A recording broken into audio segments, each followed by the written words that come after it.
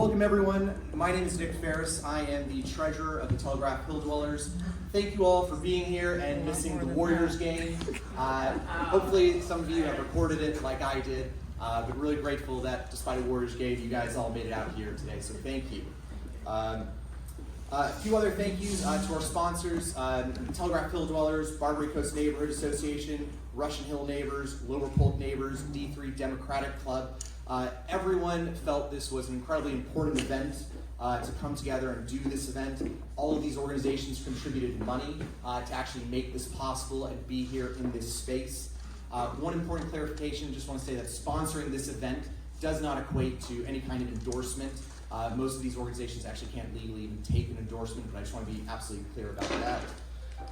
And a big thank you to the Italian Athletic Club for letting us use their ballroom.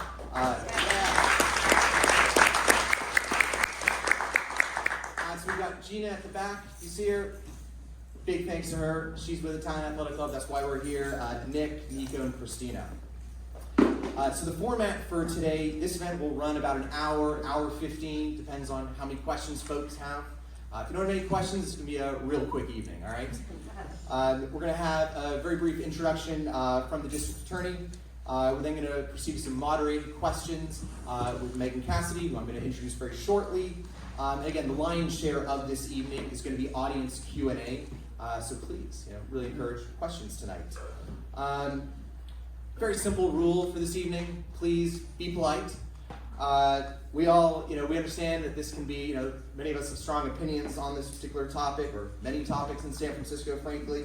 Just ask everyone to please be respectful. So that means no shouting, no rude behavior. We all know what that means.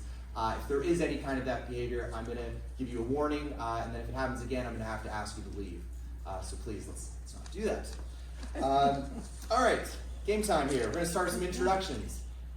First, I'm going to introduce our moderator for this evening, Megan Cassidy. Megan is a reporter of the San Francisco Chronicle and covers topics including police, the district attorney's office, crime and criminal justice policies. Megan is a two-time graduate of the University of Missouri-Columbia and has been at the Chronicle for 4 years. In recent months, Megan reporting has focused on the recall election of District Attorney Chesa Boudin, police shootings, crime trends, and then often the polarizing role that criminal justice system plays in city politics.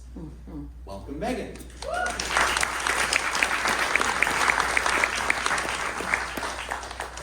All right, now to introduce the star of the show here, Chesa Boudin. Chesa is the district attorney for the city and county of San Francisco.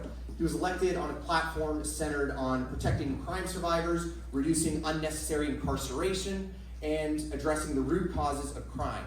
Since taking office, he has delivered on these promises and implemented bold reforms to ensure that the criminal legal system delivers safety and justice for all San Franciscans.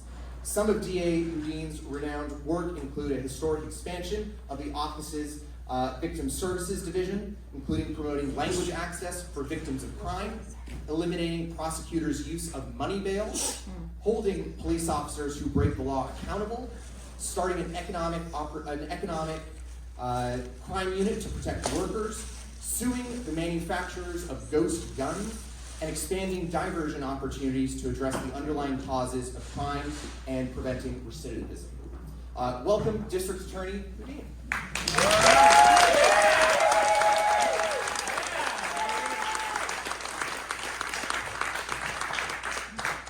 And on that note, we're going to begin with some opening remarks from you. Take it away. Can folks in the back see me, or would it be easier if I stand? First of all, I want to thank all of you for joining us. This is what democracy looks like. These kinds of conversations are so critical and so essential to moving forward with sound public policy. I also want to give a special thanks to Nick for organizing and to all of our sponsors for making tonight's event possible. And also, of course, to Megan Cassidy. I know that the media serves as a fourth branch of government, keeping people informed when it's done well, and that's certainly what the reporters of the San Francisco Chronicle aspire to do. So thank you, Megan, for joining us and for covering and keeping the public informed about these issues. I want to just take a minute and introduce myself to folks who don't know me. You heard a brief introduction already. My name is Chesa Boudin. I'm the San Francisco District Attorney, and I was sworn into office in January of 2020. About 2 months later, a COVID pandemic shut down my office, our courts, and totally redefined how all of us live our lives. I never heard of Zoom until I was 2 months into office. Most of us probably hadn't. And yet we had to learn how to continue to hold people accountable, how to make the changes that were long overdue in our criminal justice system to break the revolving door that so defines America's failed approach to punishment. We had to find ways to provide language access and victim services during a budget crisis. It has not been an easy time to start a career in public life. And yet we've done a lot of work that I'm proud of. My office, you heard some of our achievements, some of our accomplishments in the introduction, but I just want to emphasize a couple points. First of all, during the heart of the pandemic, we watched as dozens of people as close as San Quentin Prison across the Golden Gate Bridge died from COVID-19. That was preventable. That was avoidable. Here in San Francisco, we listened to medical experts. We followed the science. And we made difficult decisions that avoided that kind of a deadly outbreak in our jail or in our communities. We also recognized the urgent need to begin supporting survivors of crime. In the beginning of the pandemic, victims of domestic violence were being forced to shelter in place with their abusers. We didn't sit idly by. We sprung into action. We partnered with Airbnb, with agencies at City Hall, with Governor Gavin Newsom, and we created short, medium, and long-term housing opportunities for survivors of domestic violence so they could find a safe place to shelter. And we didn't stop there. We recognized the urgent need for inclusion, for language access amongst victims of crime in San Francisco. When I took office, we had one Chinese-speaking victim advocate to serve the city's entire Chinese community. Now we have 5, including the first ever head of victim services who's a Chinese American, fully trilingual.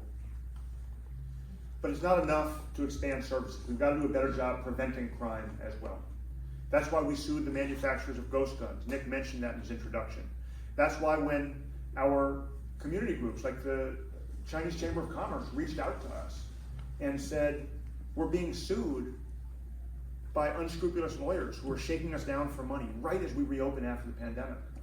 I launched an investigation, and we filed not just one case, but multiple cases against lawyers who were exploiting a critical law to protect the disabled and using it to line their own pockets. It's also why we recognize the need to do more to encourage victims of crime to report. We know that a lot of crimes go unreported, including, tragically, sexual assaults.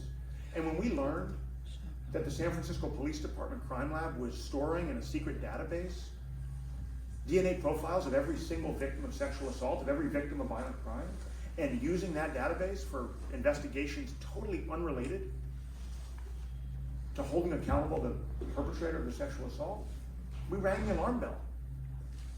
We demanded action. And I'm proud to say that since then, our Board of Supervisors unanimously, when does our Board of Supervisors do anything unanimously? They unanimously passed a resolution prohibiting that kind of conduct in the future. And just today, a bill that I'm proud to co-sponsor with State Senator Scott Wiener has made it through its second committee and is on its way to the state legislature's, assembly. It made it through the Senate and is on its way to the assembly. And it was passed through the Senate with overwhelming support. It's a bill that would prohibit any crime lab in the state of California from ever violating victims' trust in the way that was being done systematically here in San Francisco until we identified the problem and solved it. That's the kind of leadership we need in San Francisco.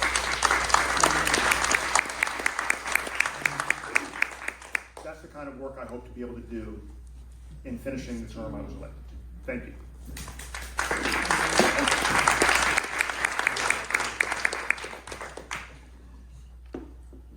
Thank you for that. And yeah, so I think we're going to have moderating questions for 10, 15 minutes or so, and then afterwards go to over and have some Q&A questions.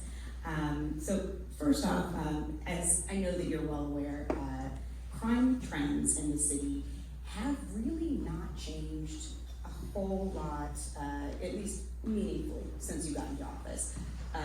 Violent crime rates are still at generational lows. Property crime rates still pretty high. That predated you as well. Murders have risen, but not as much as they have in other cities. But yet the Chamber of Commerce recently released a poll that said that 83% of voters think that crime has gotten worse. So what do you make of this disconnect? I'm just going to stand up so folks can see more easily. One of the things that I make of it is that it's entirely consistent with American history, not just in San Francisco. If you look at the last 30 years of American history, overall crime rates have been falling. And at any point in time, most people, when polled, think crime is going up. And some of that has to do, and I'm not blaming you, Megan, but some of that has to do with reporting and coverage. There tends to be a pretty consistent amount, or at least a floor amount of how much time local news spends reporting on crime. And in the last couple of years, we've seen a dramatic increase in videos of crime, right? We've all got cell phones and Ring cameras and you name it. There's surveillance footage everywhere. And that means it's much easier for us on social media or on the nightly news to see a video of a crime being committed, even if crime is falling. So that's one part of it. The other part of it is, as you said, San Francisco has long had a major, serious problem with property crime. It's not a new problem, but many folks are understandably and appropriately outraged about that. We shouldn't have to live in a city where every time someone comes to visit us from out of town, we warn them not to leave anything in their car. We shouldn't have to live in a city where our merchants and small business owners struggle to pay rent because of shoplifting. We've got to solve those problems. And I share the frustration that so many residents in San Francisco have expressed over the last couple of years. Now, the heart of your question about this disconnect is that during the pandemic, in the beginning, we saw some changes in crime trends, which have now pretty much gone back, as you said, to what things looked like in 2019. But those changes have been exploited the way that tragedies and crime have been exploited throughout American history by Republican billionaires and by folks who are opportunistically seeking to undermine policies grounded in evidence and data that address long-standing racial disparities and that hold those in power accountable. They're exploiting that fear and anxiety that we all share as a result of this COVID pandemic. And they've spent $6 million. $6 million. You heard me right. Yeah. To promote fear, to attack me in my office, and to suggest to folks that somehow implementing the policies they're using in Oakland or in Sacramento, places that have much higher rates of violent crime, would make us safer. Those policies won't make us safer, but the recall will take away your right, all of your right, to choose who your district attorney is. And so I'm going to talk about another way that your office is the same as in a way that other people I think may not recognize. But your office has worked similarly to that of your predecessor, George Gaston, in a lot of ways. Filing rates in a lot of types of crimes are similar. I think even in 2021 you filed crimes at a higher rate than George Gaston did.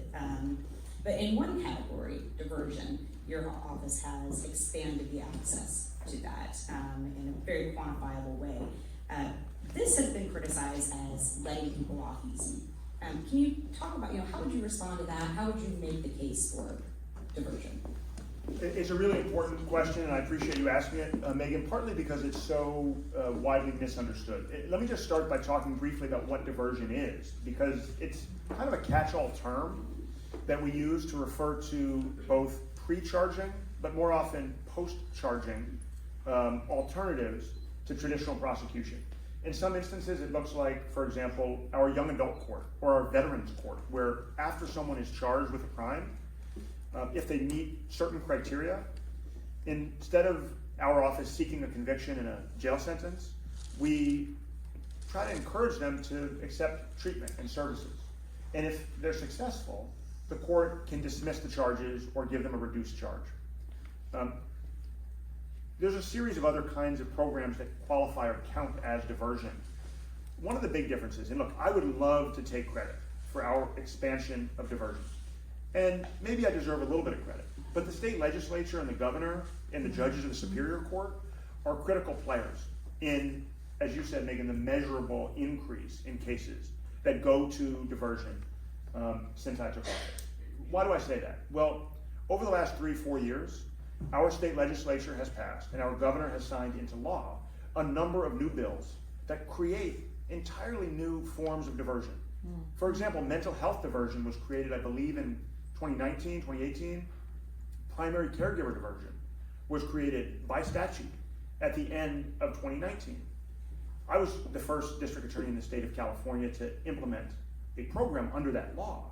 But in every single case where someone who's accused of a crime is diverted to one of these programs, judges, not me or my district attorneys, judges make the decision about whether that individual is eligible and eventually down the line, whether they have successfully completed the diversion program and if the case or the charges should be dismissed. Let me say one last piece before your next question about why I think diversion is a good thing. So there's 3 reasons. One is, it allows us to focus limited courtroom resources for trials on the most serious cases. I've had a dramatic increase in the percentage of cases we try and take to juries that are murders, that are sexual assaults, that are domestic violence cases.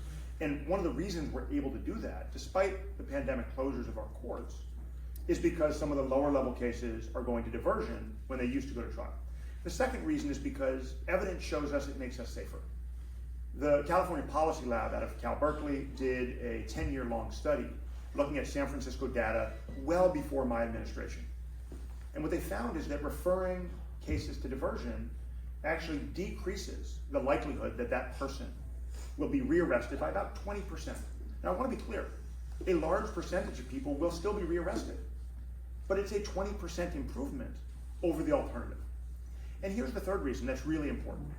When we send a case to diversion, we do not lose anything. We don't lose the ability to secure a criminal conviction. It's what my friends in finance might call a free option. Because if the person doesn't comply with the requirements of the diversion program, if they get rearrested, those criminal charges that we filed, they're still pending. We still have the ability to secure that conviction or that sentence. We lose nothing, and we gain the ability to get people who are mentally ill or drug addicted, which, by the way, 75% of people booked into our county jail are drug addicted, mentally ill, or both. Diversion programs give us the option to get those folks the treatment and the case management they need. And if they're unwilling or unable to accept that help, criminal charges are still pending. So reporting on you and your office, I have noticed that there is a trend that has kind of formed, whereas if there is a repeat offender who has committed low-level crimes or lower-level crimes, then goes on to commit a higher-level crime, in one case a drunk hit and run, actually it was a second drunken hit and run, but one of the things that your critics have seized on is that the notion that these people should have been locked up when they committed other crimes. So can you talk about how does your office handle repeat offenders, or how do you predict whether somebody is going to commit another crime? The cases you just mentioned, not by name, but I know exactly which cases you're talking about. Many of us probably do. They're devastating. They're tragic. Those are the cases that keep me up at night, wondering what I, in my office, in our system, could have done differently that might have prevented these tragedies. And I want to be really clear with all of you. I've made mistakes. My office has made mistakes. We don't have a crystal ball. We don't have perfect information. And we are processing about 10,000 arrests a year, sometimes more. We have to make decisions about charging in those cases within 48 hours of the time of the arrest. And we don't know which specific individuals are going to go on to commit another crime. But even if we did, even if we had a crystal ball, we are limited by what the law and the evidence in that case gives us. If someone's arrested, for example, for a commercial burglary, it doesn't matter who the district attorney is in San Francisco. That person is not staying in jail. They're going to be released. There's a presumption of innocence. It's a nonviolent crime. And so it's really important that we collectively not allow the very real tragedies that have occurred in the last couple of years in our community, the tragedies that occur in every jurisdiction in this country when it comes to crime and punishment, that we don't allow those to be used the way Willie Horton was used to alter the course of history, to undermine sound policies grounded in data and evidence, that we not vote based on fear or based on anecdotes, and that we remember the plural of anecdote is not data. Every jurisdiction in this country. Sacramento, a few weeks ago, Sacramento has one of the toughest on crime prosecutors in this state. And I see at least some of you have your ballots with you here. One of the things in your ballot is who you're going to vote for Attorney General. And the DA in Sacramento County is running to be Attorney General against a Democratic incumbent. And she's running on her supposedly tough on crime credentials. Well, somebody who her office did a plea deal with, and he went to prison and he got out on parole and he was arrested multiple times and never charged, was involved and now charged with a mass shooting a few weeks ago. That kind of tragedy occurs in every jurisdiction, but here in San Francisco, it's being weaponized to undermine policies that hold those in power accountable. Let's be clear, the biggest donor to this recall, William Oberndorf, a Republican who gave Mitch McConnell more than $6 million so that he could take control of the Senate, pack the Supreme Court. He's given the maximum contribution to Anne Marie Schubert in Sacramento. He's not interested in the fact that violent crime rates in Sacramento are much higher than they are in San Francisco, or that crime rates in general have gone up by more in the last 2 years in Sacramento than they have here in San Francisco. He's interested in making sure people like me who sue gig economy companies for stealing from their workers, people like me who hold police accountable when they shoot and kill unarmed black men, people like me who hold corrupt politicians accountable when they steal from the public or abuse our trust, are scared to do the work we were elected to do. Yeah. I've got a simple message for him. I'm not scared of you. Yeah!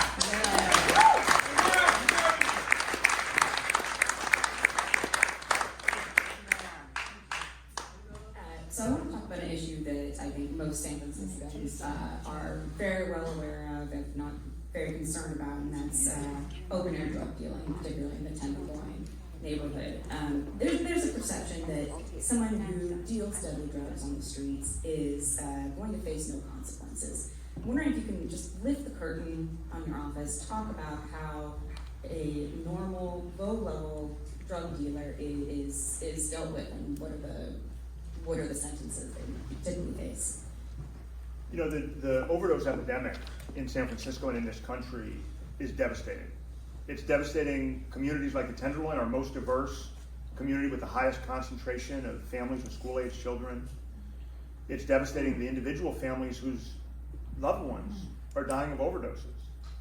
And it's harming the identity of our city, nationally and internationally, right? It's scaring tourists, and it's made us into a punching bag on Fox News, where they hold up images of the Tenderloin and suggest that's all of San Francisco.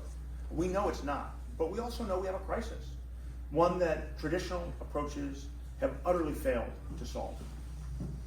So I want to talk about a couple things and answer your question. I want to talk first about some of the data and some of the big picture information that's often misrepresented in the press. And second, I want to talk about what my vision for solving these problems looks like, because obviously what we're doing is not working. I want to just ask a couple questions, maybe rhetorical questions, but you all can answer. It's a group question, right? Would it surprise you if I said that in a city like San Francisco, the police were only bringing us 20 drug sale arrests every day? That seemed low. I mean, if you walk through the Tenderloin, so obviously a lot more sales than that, right?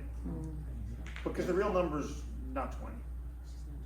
Right? Would it surprise you if I said it was 10 drug sale arrests every day that we get to try to prosecute? Because the real number's a lot lower than that.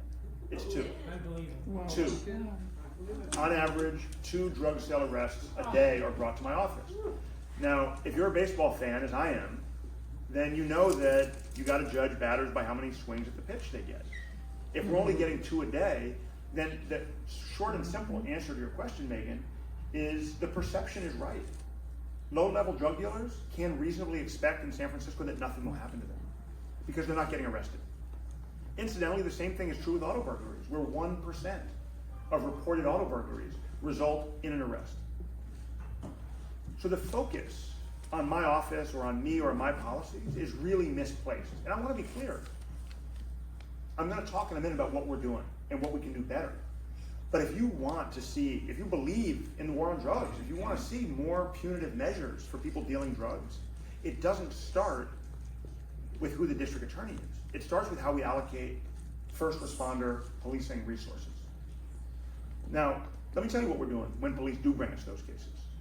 We are filing them at a higher rate than my predecessor. We're filing them at a higher rate than any other category of crime that police bring us when they make arrests. In other words, in about 90%, nearly 90% of felony drug arrests in San Francisco during my entire tenure, my office has filed criminal charges. Now, for the same reasons that the war on drugs has never succeeded at reducing access to drugs, purity of drugs, or increasing the cost of drugs, much less preventing overdoses, my high charging rates are also not working here in San Francisco. Even if they increase the number of people they arrest 2 or 3 or 10 times, it would be a drop in the bucket compared to the scope of the problem we are dealing with. And we have a natural, scary and sad, but natural experiment. For those of you who believe that if only San Francisco would start deporting drug dealers, that would solve our problem. Some people believe that. I hear it. In fact, William Oberndorf, the biggest donor to the recall, he believes in it. He believes we should end sanctuary city. Well, there have been at least one major drug sale arrest in every one of the last 4 or 5 years in which the police department has taken the people they arrested, not to the district attorney's office, but to the U.S. attorney's office. The U.S. attorney's office does not abide by a sanctuary city policy. And every one of those folks convicted of drug sales, or even arrested for it, was not only jailed, but was then deported. In 2018, 2019, 2020, 2021. And it didn't make one bit of difference in the Tenderloin. So the idea that somehow being tougher on crime, or holding people in jail for 10 days instead of 5 days, is going to solve the public health crisis is dishonest and dangerous. Let me talk about what will solve the problem. The first thing is safe consumption sites.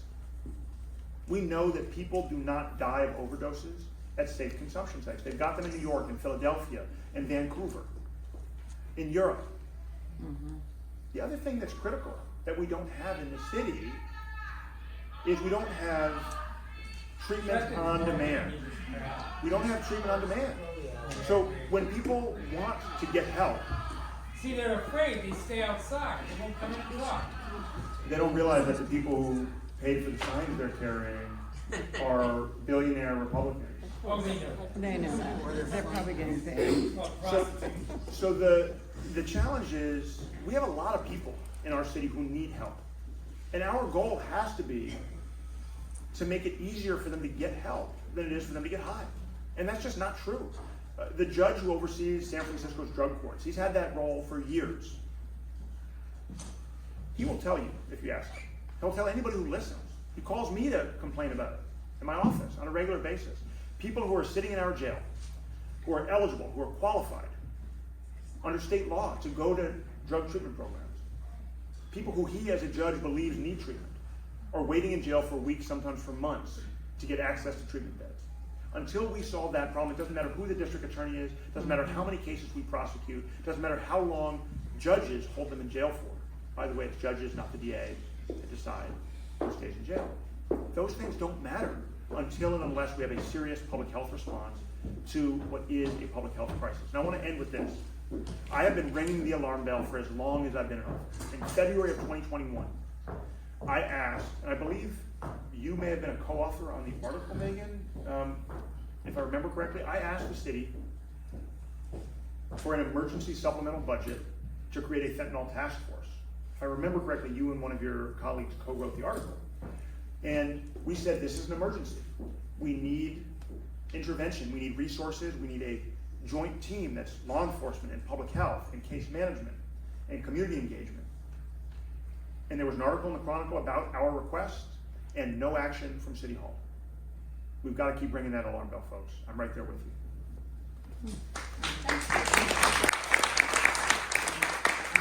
One more question from me, and then we're going to turn it over to the audience.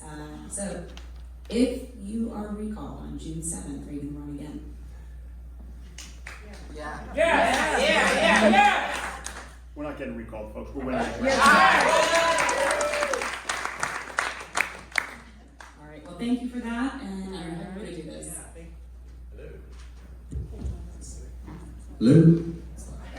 Yeah, so listen, I think we're a good sized group here. Just maybe if folks want to just raise their hands, if they've got questions, get an idea. All right. All right, you got one. Got one here, then we're going to move our way over here. Thank you for your service, first of all. Appreciate you. Thank you for coming here. I'm going to start with a hard one. First, I'll introduce myself. My name is Jennifer. I'm on the board of directors of Russian Neighbors. I'm the safety committee chair. I'm also an EMT, first responder. But last week, I was the victim of a very violent sexual assault, and I flatlined in the OR. And I'm just happy to be here. So my question is this. I'm starting with the hard stuff. The evidence, all my clothes and everything, am I going to get it back? I really like that shirt and that jacket. I'm so sorry. I'm so sorry for what happened to you. Thank you. And thank you for your service to the community as an EMT. I can't imagine how. Is that one better? I can't imagine how. I can hear you. There you go. I want to make sure. Oh, that's there we go. I want to make sure we're really clear that what you lived through, nobody should ever have to live through. I agree. And we need to implement policies and practices that are much more deep-rooted than this election June 7th, that eradicate toxic masculinity and rape culture from San Francisco, from California, and from across this country. To answer the specific question about your clothes, yes, we will make sure that you get your clothes back, but it may take a little while. I'm sure about it. And it's going to depend. I don't want to go into all the details now, but these cases tend to involve a lot of forensic evidence. They're traditionally very difficult cases to prosecute. I'm proud of the fact that we have increased our charging rate under my administration for sexual assault cases. I'm proud of the fact that we're standing up for women and for women's rights. Just last week, filing a case against anti-choice extremists who are harassing and stalking an abortion doctor here in San Francisco. I'm going to do whatever I can to protect folks like you who are serving our community, folks who are victims of sexual assault, and medical providers who are offering critical reproductive services to our community. We probably won't be able to give you most of your clothes back until after the case is resolved. I can wait. Okay. And maybe afterwards we can check in and I can Sure. talk about ways we might be able to expedite I it. appreciate it. Thank you for your courage. Thank you.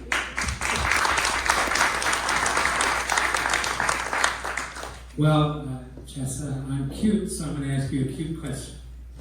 The Biden White House has asked if I would go to train the trainers in Ukraine. This is my background. I did this in Bosnia and Kosovo. I'd like to ask you something, and I really mean this. If you lose this election, would you be willing to come to Ukraine or some local place nearby and teach people what an American district attorney can do?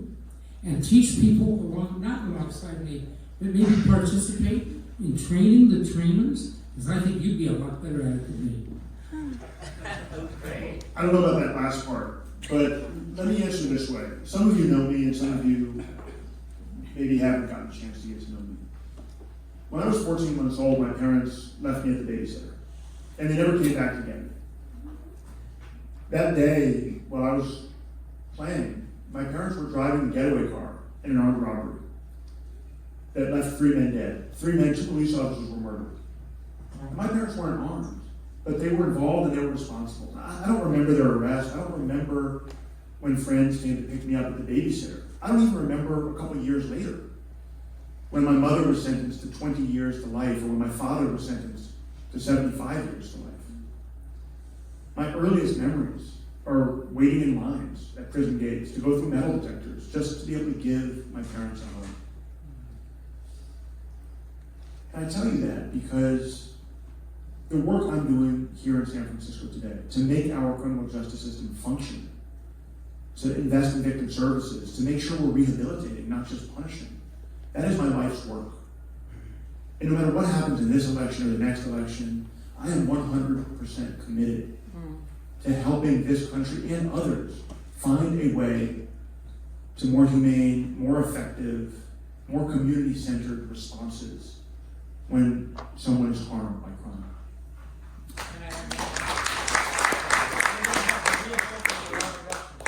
Show us how to do it. Hi, I'm Danielle Kirschenbaum, District 2, and for a long time I worked in education with what we used to call inner city kids, trying to keep them out of trouble, especially graffiti writers in New York City. And it just seemed to me so obvious that we needed a lot of criminal justice reform. So when my own supervisor is so vehemently against your holding office, I have to wonder why. And I'm wondering if you can speak candidly about the self-delusion or maybe the opportunism that is out there that's creating this. Thank you, and thanks for your work. I know some of our most critical partners are groups like Sunset Youth Services, just to give one example, that do critical intervention, not just programming, but creating family and love for young folks who are at risk. So thank you for doing that work near and far. One of the things that's so problematic about recalls is they encourage not the kind of civic discourse we're having here, not the kind of debate that we had in 2019 where 4 candidates who wanted this job put themselves, their track records and their ideas to the public. And I think we did 33 debates in 2019, right? 4 candidates, newspaper editorial boards, Democratic clubs. I know Nick and some of you, Charlie Berman, I think, walked in, helped organize one that we did up at the top floor of the Italian American Club. That work, that process is critical to democracy. Recalls, by contrast, still written into the California Constitution, don't allow, at least not in San Francisco, don't allow voters to hear what would replace me if this recall succeeds. They don't allow voters to choose what would replace my administration if the recall succeeds. But what they do is give billionaires the ability to donate unlimited resources, no contribution limits, and they can do it through out-of-county dark money PACs, which is exactly where most of the money has come from. We won't even know who all the donors are until a month after the election. And it allows individual people who don't want to tell the public honestly what their policy platform, what their agenda is, what their ambitions are, to come out of the woodwork and start to attack. It makes it hard to govern. It makes it hard to have honest, difficult conversations. And it leaves people who would never win a citywide race, like your supervisor, would never win a citywide race. When there's a 10-to-1 vote on the Board of Supervisors, guess who the one is? Every time. I mean, that tells you all you need to know. So her best path to this office, to any citywide office, is not to run an election where she has to talk to people in District 8 and District 11 and District 10 about what her views are, where she has to answer tough questions from folks like Megan and the press about is she going to seek the death penalty? Is she going to prosecute juveniles as adults? Is she going to disband our Innocence Commission? Is she going to go back to using money bail? Yeah. Is she going to withdraw our lawsuits against gig economy companies that are stealing from workers? Those are the tough questions that democracy requires anybody who wants this job be asked. And I would encourage all of you, even those of you who maybe came into this conversation undecided or thinking you were going to support the recall, I would encourage all of you to stand up for your right to choose your own district attorney. Reject the recall of that election in 2023.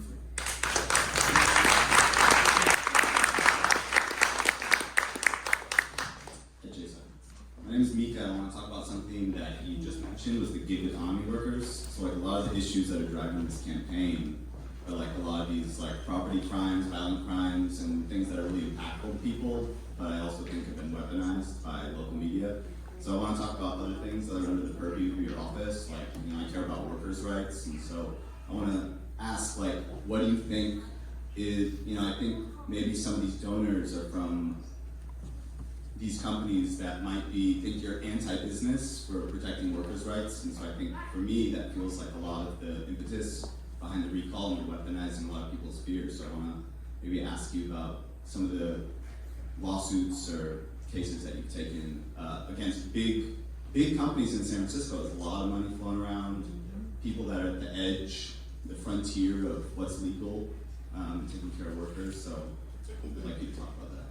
Thanks, Mika. Yeah, I totally agree. I mean, look, one of the things I promised voters in 2019, again, we have elections so that candidates can make promises and be held accountable for those promises. In 2019, I promised that, among other things, I would create a worker protection unit, that I would use the enforcement power of the District Attorney's Office, not only to prosecute the tens of thousands of mostly black and brown young people that police bring to us. We're filing plenty of those cases. But I would also use our power to ensure we're enforcing laws equally, that we're building a justice system that works for everybody, not only the wealthy and the well-connected. And doing that meant, among other things, creating this worker protection unit. I did it early in my first year, and that unit has already filed 2 high-profile cases. One against DoorDash, and another one against a New York-based startup called Handy. And the basic premise of those lawsuits, and this team has done a lot of other work in addition to those cases, but let me just talk about those for a minute. The basic premise is that many of these gig economy companies were systematically classifying their employees as independent contractors. And they did that for really obvious financial reasons. They wanted to not have to pay minimum wage, healthcare expenses, PPE, paid work and sick leave and breaks. They weren't just stealing from their workers, they were also stealing from all of us, because they weren't paying into the state unemployment insurance fund or workers' compensation fund. And those funds, by the way, ran out of money at the beginning of the pandemic, because companies like these had not been paying their fair share. They're also unfairly competing against all those companies. You want to talk about being pro-business? I'm standing up for the businesses that follow the freaking law. These companies knew exactly what they were doing. If there's any doubt in your mind about that, ask yourself, why did they spend a couple $100 million in 2020 to put, what was it, Prop 20? 22 on the ballot and change the law? They did that because they knew that their policies and practices violated the law. And they had to spend hundreds of millions of dollars to persuade voters in California to change the law in a way that allowed some of those companies, but not all of them, to do what they were previously doing illegally. Now, we cannot pretend that we have a system of justice if billionaires in their boardrooms not only get to write the laws, but get to choose when to follow them. Let's be honest about why billionaires and hedge fund managers and real estate moguls are the overwhelming majority of donors to the recall effort. They talk about accountability. They talk about consequences for people who commit crime. They do it all the time. It's a soundbite, it's a trope, over and over again. They are terrified of a system of equal justice, and that's exactly what I'm going to fight for. Yeah.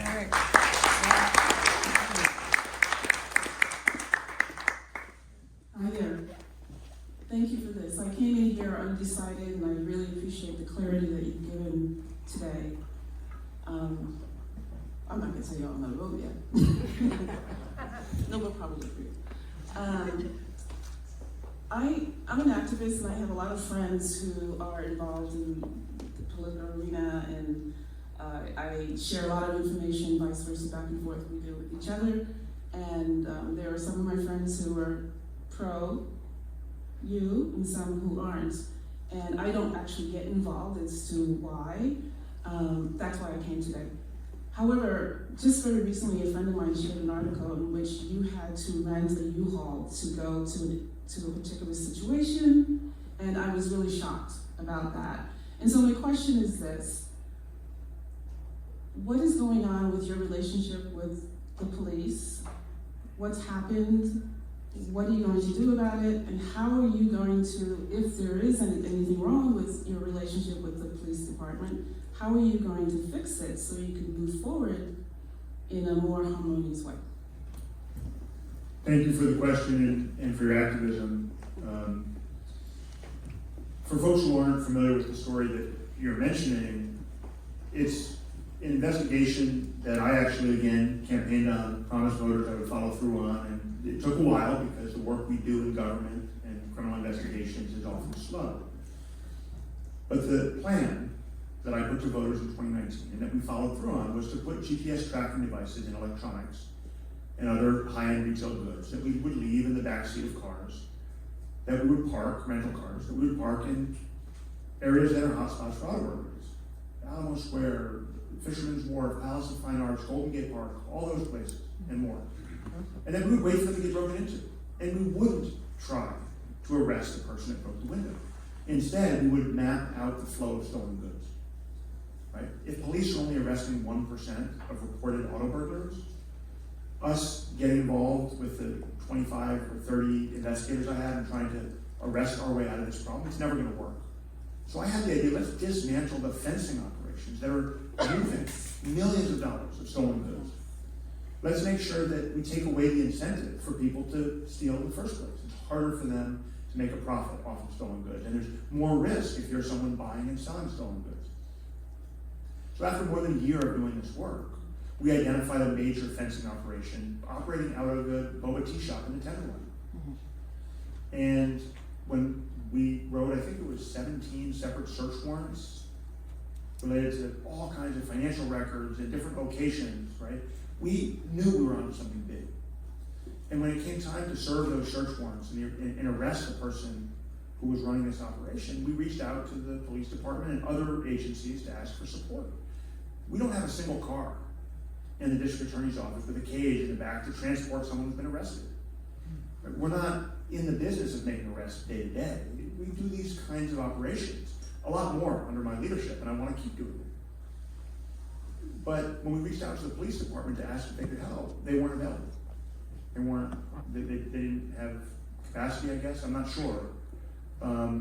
We had a similar problem when we made an arrest of a prolific shoplifter from Target, who was going to Target every single day and stealing, and had never been arrested. And Target reached out to us and said, can you help? You know, police haven't been able to make an arrest here.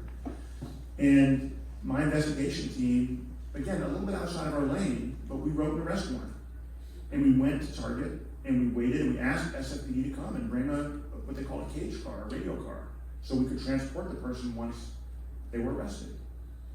And the cage car came, that time they were available, they sent the car, they waited with us, and eventually they said they had to leave. And after they left, the prolific shoplifter showed up, we made an arrest, and we had to wait for them to come back to get her transported to the jail. Look, we have got to be able to work together.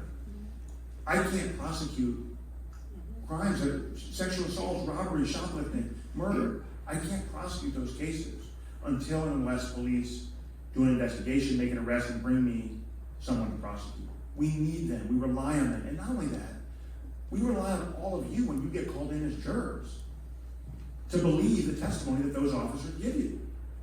They need to be credible. They need to be honest. They need to have integrity. Communities impacted by crime have to trust them enough to call for help and cooperate with their investigations. And the challenge is that the police union in San Francisco, for decades, has refused to cooperate with any district attorney. Look, if this were just me, if this started when I was elected, you know, I might say, wait a second, maybe I've done something wrong, or maybe I need to try a different approach. But you can go back, and I was at an event in the Richmond district maybe a month ago, and somebody came up to me at the event and said, you know, I was a police officer for decades in this city, retired now.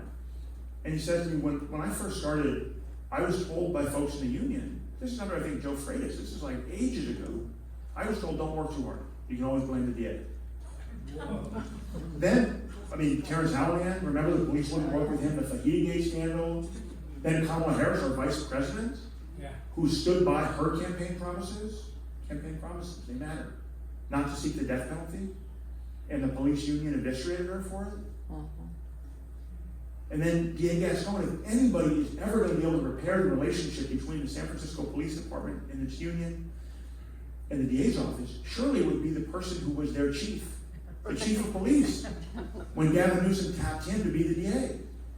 Wasn't good enough for the police union. They attacked him, they undermined him, and they did the same kinds of things that they're doing to me. Now, doesn't mean I'm giving up. When I won, some of you may remember, in 2019, the last month of the election, the last month, the police union spent over $750,000 attacking me. Vicious lies on mail, on TV. We have no idea how much money they spent now because it's all going through a dark money political committee. We'll find out in a month how much the police union is spending. But when they did that in 2019, I wasn't vindictive, I wasn't angry. After I won, I reached out to the president of the police union, Tony Montoya. Took me a few tries to get him to respond. Yeah. And I said, let's get coffee. We met for coffee, and while we're sitting there talking, I said to him, Tony, I won my race, water under the bridge. You've got an re-election to be the police union president again. What can I do to help you win? Wow. I never heard from him again. And what I learned the hard way was that what I could do to help him win was be a punching bag for his attacks. That's what he wants. That's what the leadership of the police union in San Francisco have wanted for decades. I'm not going to play their game.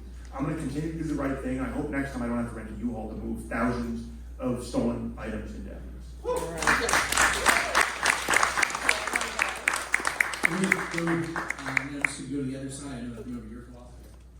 Thank you for coming today and spending so much time with us. Our little program here in the park from St. Vincent de Paul Society has been feeding people for many years, and during the pandemic times, we feed people every weekend, and we depend on small businesses to do it, especially small restaurants. So I was particularly enamored of your description of the project you had against those attorneys lining their pockets, misusing the ADA, and I'm wondering if you could tell people here a little bit more about what those attorneys were doing, and moreover, what sort of proactive projects the small businesses can do to make good faith efforts to conform with the ADA and save business, because we really need these small businesses to survive, and I thank you for your work on that. Thanks for the question. So a little background. The Americans with Disabilities Act, also known as the ADA, is a really righteous civil rights act that is aimed at expanding access for disabled members of our community.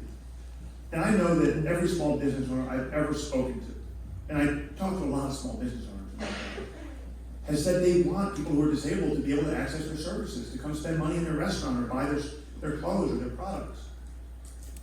And yet we know that a lot of old buildings in historic neighborhoods like Chinatown weren't designed with wheelchairs or ADA compliance. A lot of sidewalks in San Francisco are simply not easy to navigate for someone who has disabilities. The federal legislation, the Americans with Disabilities Act, creates what lawyers call a private cause of action. It means anybody who has their rights under that law violated can file a lawsuit. And the remedies are not that the person who owns the business has to cure the violation, it's that they pay. And if they want to settle the case and avoid lengthy, expensive litigation, the easiest, fastest, cheapest thing to do is to pay a settlement up front. And this became something of a cottage industry, where unscrupulous lawyers running firms that are known amongst the legal community as mill firms would file literally thousands and thousands of these lawsuits. In some cases, they weren't even lawsuits. They were just demand letters. Pay us, or we'll file a lawsuit. And this isn't a problem limited to San Francisco. It's across California. What we heard from our small business community, right as the shelter-in-place orders were lifted, right as businesses that had somehow heroically weathered the 2-year storm of the pandemic and had reopened their doors, is that they were getting hit by the hundreds with these lawsuits and demand letters. And they said to us, this just doesn't feel right. What can we do about it? And so we started an investigation. We announced publicly in Chinatown that we were starting an investigation. What was that, 6-7 months ago? And I assigned a lawyer who I had hired. I recruited him from the Santa Clara County Counsel's office to lead the investigation. And we use all the tools in our tool belt, subpoenas and grand jury investigations and witness interviews. And we had a Chinese-speaking investigator go out and talk to business owners. And then about a month ago, we filed, in partnership with the Los Angeles County District Attorney's Office, a civil enforcement action suing one of these law firms. And it's a really complicated case. I don't want to go into all the weeds for non-lawyers here, but the short version of it is this. They are exploiting and illegally exploiting a loophole that allows them to get into federal court to bring state law claims that they are prohibited under these circumstances from bringing in state court. And they're not actually eligible under federal jurisdictional guidelines to be in federal court either. Since we filed that case a month ago, federal judges all over the Bay Area have been dismissing these cases, have been demanding actual evidence to support them, because we found really outrageous things. We found people got sued for supposedly not having a wheelchair accessible bathroom when they weren't even open to the public on the day of the alleged violation. They were closed because of the pandemic. They were doing takeout delivery only. We saw that case after case after case. These lawyers were basically lying to the court, and they did it in a way that netted them millions and millions of dollars stolen from our hardworking, often immigrant-owned businesses. We had another case we just filed after a grand jury indictment last week. 18 criminal counts the grand jury returned. Criminal counts against a lawyer from Beverly Hills who was making, again, millions of dollars by fraudulently claiming that his client was blind and had been unable to fully access websites of these businesses. Iconic San Francisco businesses, Coal Valley Hardware, the Kite Store in Chinatown, the San Francisco Modern Art Museum, City Lights Bookstore. Businesses that are the heart and soul of our community were being targeted by this Beverly Hills lawyer in ways that were not only dishonest, but a grand jury found them to be criminal as well. Now, that kind of proactive work is being done by people who I recruited and hired to our office. It's work that isn't being done by other district attorneys. It's not the traditional things that district attorneys in so-called tough on crime offices like to do. But I know it's essential to fight for equal justice, to protect vulnerable victims, and to keep our city safe and vibrant. The kind of place that I'm proud to raise my son in, that all of us want to go out to dinner in, the kind of neighborhoods that we love and that we call home and that make San Francisco the world-class city that it is. Thank you.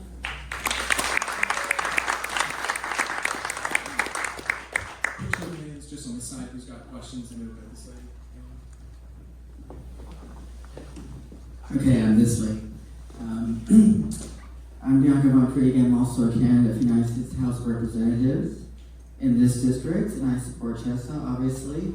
But I was giving a talk in Chinatown recently on the topic of break-ins, and isn't it true that many of these offenses are actually compound, meaning somebody initially breaks in just to sleep there and get out of the cold, and then it becomes a crime of opportunity for a second party to come in and steal the radio or whatever possessions are in there, so on and so forth. Thanks, Bianca, for the question. Yeah, we definitely see, and a more recent example that comes to mind is actually the Castro Theater, where we had folks who were unhoused, who it seemed broke in, perhaps looking for shelter, and then ended up taking things or doing real damage, what we call vandalism, while they were inside. Then in some instances, folks will leave their possessions in a property and they'll go back to get it, which we consider that a second residential or commercial burglary. When you go back in, even if it's your property that's left there, you have permission to go in for committing a crime while you're there. So certainly, I think, in some ways a broader point that I think your question flags and tees up for us is the crisis we're having in the city with homelessness and with lack of access to housing. I know there's a lot of people who support the recall, who talk about lack of access to housing, who talk about homelessness. And there's a lot of folks who, when they walk down an otherwise empty street and see a homeless tent, they feel unsafe. And everybody deserves to be safe and to feel safe in their home, in their neighborhood, everywhere in San Francisco. But my office does not do housing. I'm not trying to point the finger or pass the buck. I just want to be really honest about the limits of what we do. And about, again, the need to have a complicated, nuanced, honest conversation about areas of city government that really need improvement, like housing. And we don't build housing. We don't set housing policy. We don't supervise construction. Like, we don't do any of that stuff. And here's another thing that folks may not know. We're not allowed, under federal constitutional law, we are not allowed anywhere in California to prosecute someone for being unhoused and setting up a tent, unless we can first show something that we have never, ever, ever been able to show in San Francisco. Federal constitutional law requires that before someone who's unhoused gets prosecuted for having a tent on a sidewalk or in front of your home or business, prosecutors have to first show that there were empty homeless shelter beds they refused to go to. So let's build the shelters, let's build the housing, let's get people off the streets and into stable living environments. And then we won't need to worry about whose corner there's a tent city on, or the crimes that are being committed against our unhoused neighbors, because they're more likely to be victims of crime than to be arrested for crime.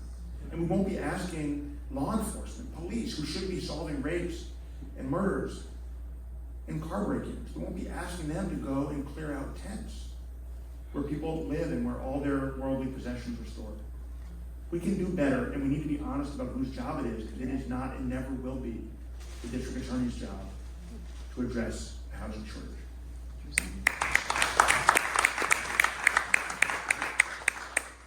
We gotta get a question to the guy who taught me how to play golf and I think a little bit of soccer too. And here with his ballot.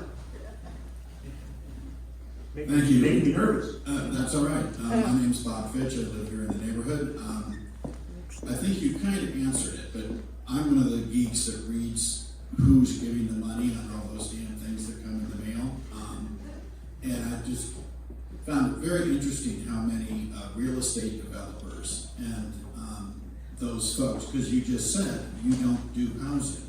So what inspires the Shorenstein Corporation to give over $600,000 to your recall and no on C? What do they think they're going to get for it? Thanks for that. For folks who are interested in doing a deep dive, as as we've been talking about, into where the money's coming from, I think it was today Mission Local had a really good interactive article that looks both at the coalition fighting against the recall with us, and we'll talk more about that in a minute, as well as the folks funding the recall. William Oberdorf, the Shorenstein Real Estate Corporation are the two biggest donors that we know of. And again, there's lots of money we don't know, we won't know until July, when the out-of-county committee that's bankrolling, I think now more than $3 million of the $6 million they've spent, has to file its campaign disclosures. I don't know. I met William Oberdorf, so I have a sense of what makes him tick. I know that he has given $6 million to Mitch McConnell. I know that he's maxed out to Anne Marie Schubert in her Attorney General campaign. I know that when I met with him, he got very angry when I told him that I thought our sanctuary city policy actually promoted safety and inclusion, because it allows victims of crime who are non-citizens to come forward and cooperate, report, and testify. I've never met the Shorensteins. I don't know what makes them tick, but I have a feeling that, like a lot of companies, and especially real estate companies, what they're primarily interested in is having property values go up. And they would love to see law enforcement, police, DAs, used as a tool to help gentrify our neighborhoods, to displace communities of color, folks who have rent-controlled apartments, for example, and they'd love to be able to get away with being slumlords in some of their properties and not face consequences. And they know that if I find a case where they're unlawfully evicting someone, or if they're violating health and safety codes by having infestations or no running water, that I'm going to hold them accountable just like anybody else who violates the law. And again, these folks, these billionaires, they're really, really used to, in fact, they demand impunity. What they're getting from me is accountability. Right on.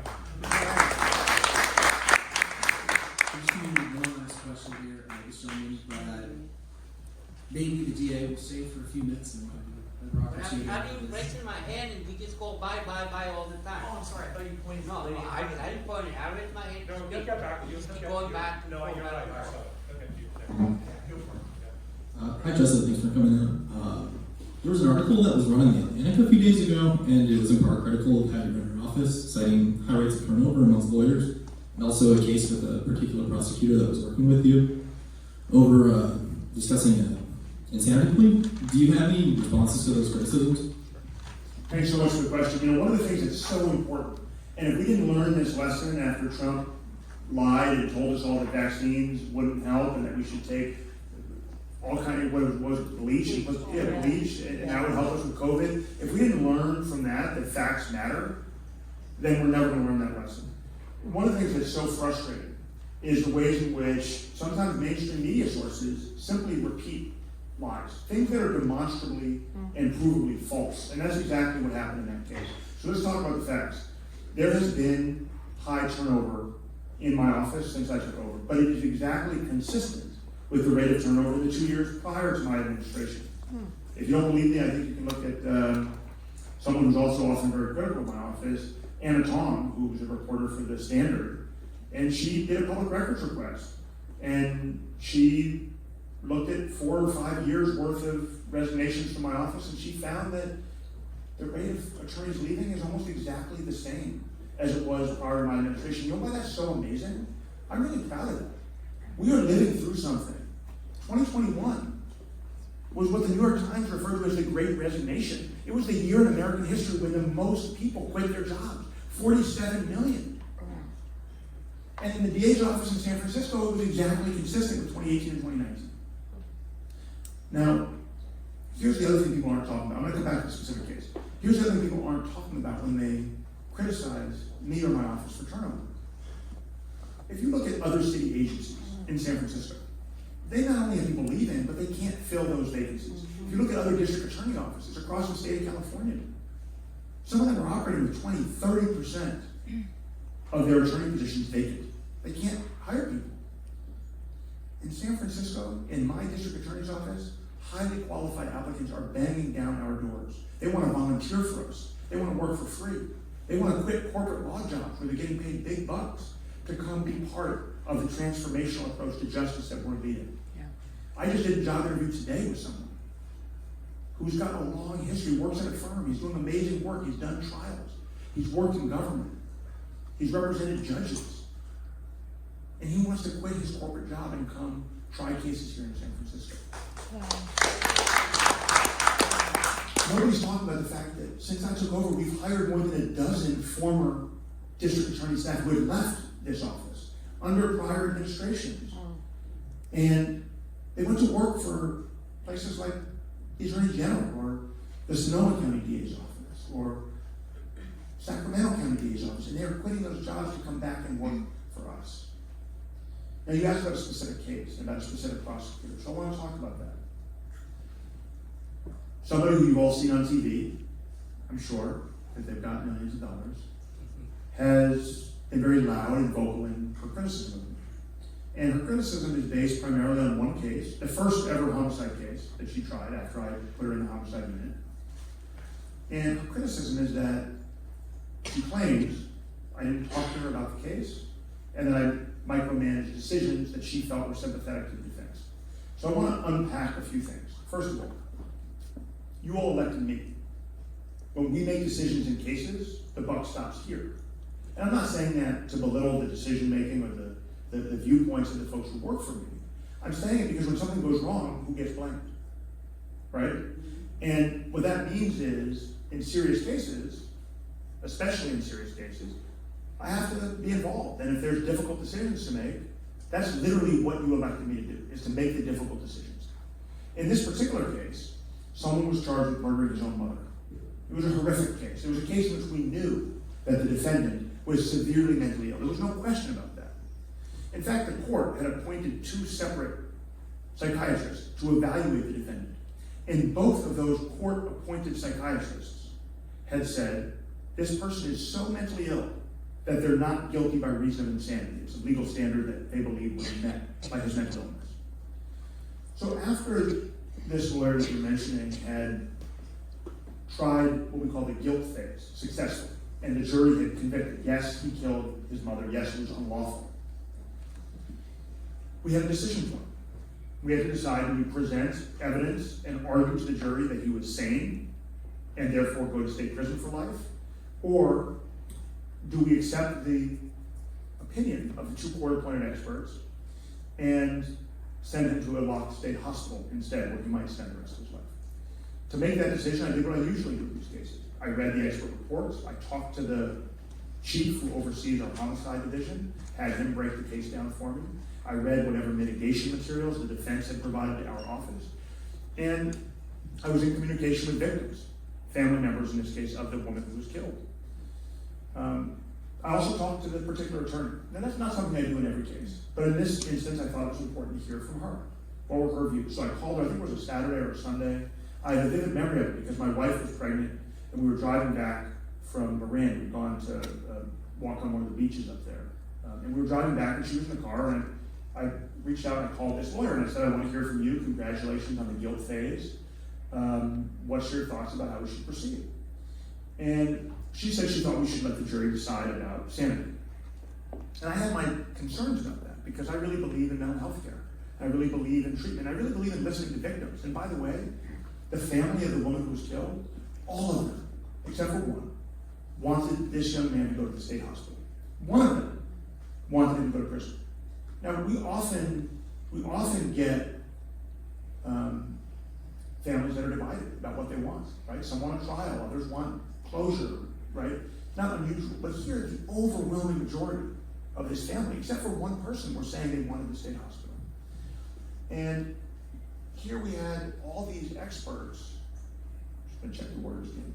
I'm not gonna ruin it for you. We had all these experts saying that this person was not guilty by reason of insanity. Now, our office, unbeknownst to me, they hadn't cleared this with me. They hired an expert that cost, I think, $25,000. And they paid him that money, and he'd given them the opinion that this young man was sane. And she wanted to argue based on that $25,000 opinion to a jury that he was saying, I have really serious concerns about it. But out of respect and deference to my trial lawyers and the work they do, I let her do it. I had very serious concerns. I let her present her case, relying on this bought and paid for expert, to the jury. And no surprise, the jury didn't buy it. After that happened, I said, okay, you had your chance. 6 of the jurors disagreed with you. They said this person is not guilty by reason of insanity. And I said, I'm going to respect the wishes of the majority of the family. I'm not going to waste another courtroom. We've got other murders we need to try. And we're going to move on. Now she's claiming that she didn't like that outcome and that she quit the office because we didn't talk to her. Let's be really clear about the facts. There are some people, like her, for whom truth and facts will never get in the way of their ambition. Wow. Maybe one last very quick question, because I did say that she could have questions. Thank you. My name is Rivera, and I am a militant and activist for sex workers' rights. And this is the question. Before I answer the question, this is what is happening. The police department, the San Francisco Police Department, on the area of Larkview and Pulse, they actually stopping the trade or the John Does. There you go. Yeah, I got a lot. Strong voice. Yeah. So the police stopping the John Does or the trade and making such a big noise about it. Before, back in the days, they just tell us, keep moving, walk away. They would stop that, they would stop the car or the train, and then tell them, drive up.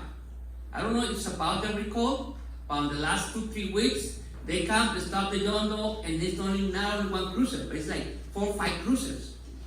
And they're right there for almost half an hour. I don't know what they do in half an hour, but they're right there for it.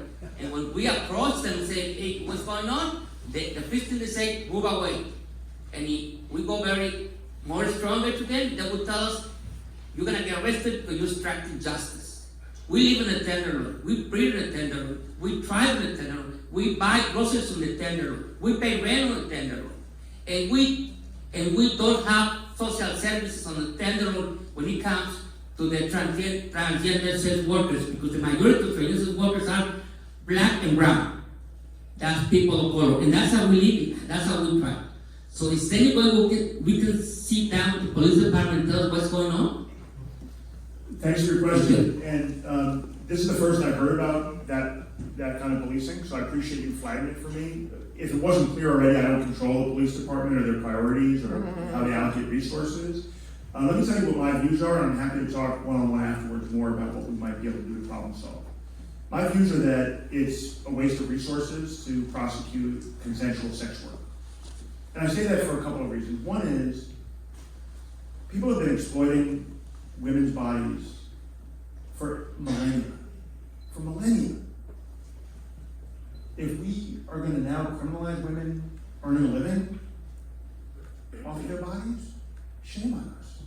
Second of all, I know that sex workers, as you said, people of color, trans people, are far more likely to be victims of robbery, rape, assault, murder than other folks. It is dangerous work. And we need folks who are doing sex work, who are doing any kind of work, to have the confidence that they can come forward and report if they are a victim of a violent crime, that they can cooperate with us, and that they're not going to be victimized. We need to be able to investigate and prosecute crimes that are committed against people working in our communities. And the sort of approach to policing that you're describing makes it harder to do that. It's a little bit like back in the 90s when they would use condoms as evidence that someone was doing sex work.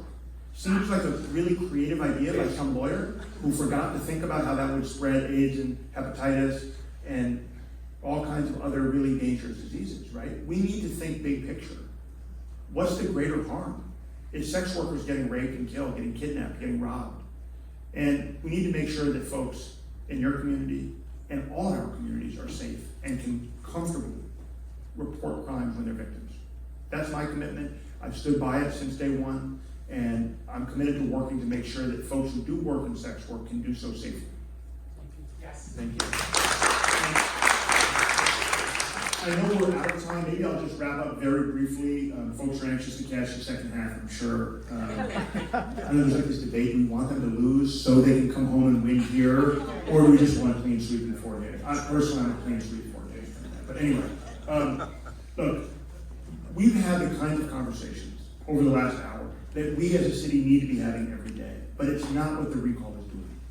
It's spreading fear and lies about individual cases, right? It's cherry picking facts. It's straight up lying, with millions of dollars behind those lies. And if you repeat it often enough and loud enough, then maybe people will start to believe it. That's literally what we're up against here. But luckily we have folks, organizations, elected officials, labor unions, folks who have done the difficult work of wading through the facts, of interviewing both sides of this recall, and of making public their endorsements. I am tremendously humbled by the broad coalition of folks who are opposing this recall. It is way bigger and broader than the folks who supported my election in 2019. Let's be clear. I am asking all of you to join the San Francisco Chronicle, the San Francisco Examiner, the Bay Area Reporter, Sing Tao Daily, the San Francisco Democratic Party, the ACLU, the Sierra Club, the Green Party, the San Francisco Labor Council, the California Nurses, the United Educators of San Francisco, our city college teachers, our janitors. I'm asking you to join our Arab Merchants Association. I'm asking you to join national legends like John Legend, like Reverend Jesse Jackson. Everybody. Brian Stevenson. Yeah, everybody who you trust. Brian Stevenson. Everybody who you trust who has done the work to look at these issues. Every single current or former elected official in San Francisco to take a position, except for her supervisor, has said reject the recall, vote no. That's right. There are lots of good reasons to vote no on this recall. You should vote no on this recall because it's undemocratic. You should vote no on this recall because we as a city reject cash bail. You should vote no on the death penalty. You should vote no on using survivors of sexual assault's DNA against them. You should vote no on Republicans buying our elections. You should vote no on wrongful convictions and on wage theft. You should vote no on criminalizing sex work and poverty. You should vote no on ending language access and rolling back victim services. You should vote no on this recall. Thank you.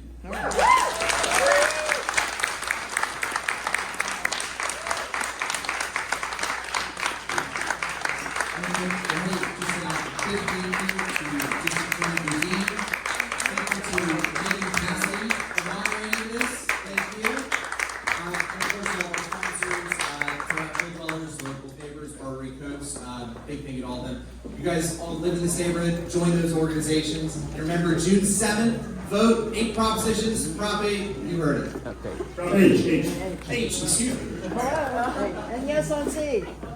Yes, on C. Well,